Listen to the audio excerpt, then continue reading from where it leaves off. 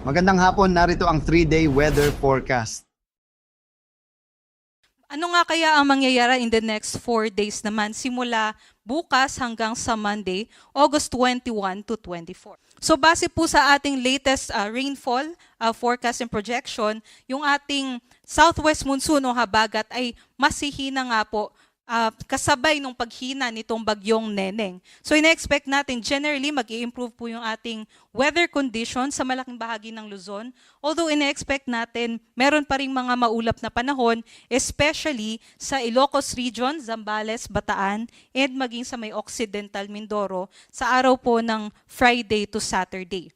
Ngunit, para naman sa update dito sa isang bagyo na nasa labas ng PAR, itong tropical cyclone na may international name na Saudel, inaasahan natin habang nandito ito sa Pacific Ocean ay mas lalakas pa ito at maaaring over the weekend ay maging typhoon category pa.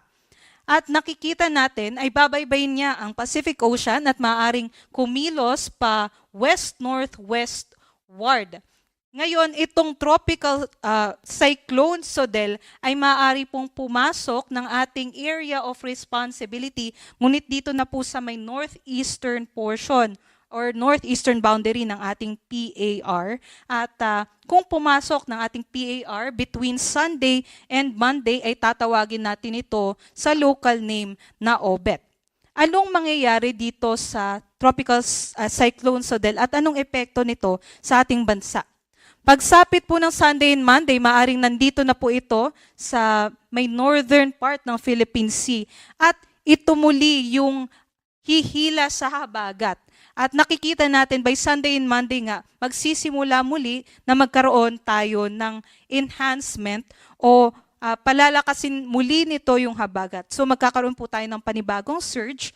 By Sunday, start po yan. And mag-i-increase in intensity yung ating habagat Monday onwards. So ngayon, yan po muna yung nakikita natin. So expect natin next week, magkakaroon pa rin po tayo ng mga pag-ulan sa malaking bahagi ng Luzon and western section ng Visayas. Start po yan Monday onwards. Ngunit itong scenario dito sa bagyong Saudel ay maaari pa nga pong magbago dahil mataas pa po yung ating lead time. So mataas pa po yung uncertainty o hindi kasiguraduhan sa magiging track talaga nitong bagyo. So always po stay updated.